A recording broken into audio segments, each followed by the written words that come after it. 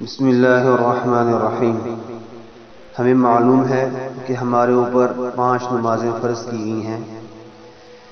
ایک بات پہلی تو یہ ہے کہ ہمیں 5 نمازوں کا اہتمام کرنا چاہیے، اور دوسری بات اپنی نمازوں کی ادائیگی کو اچھی طرح درست کرنا چاہیے کہ ارکان بھی صحیح ادا ہوں، الفاظ بھی صحیح ادا ہوں۔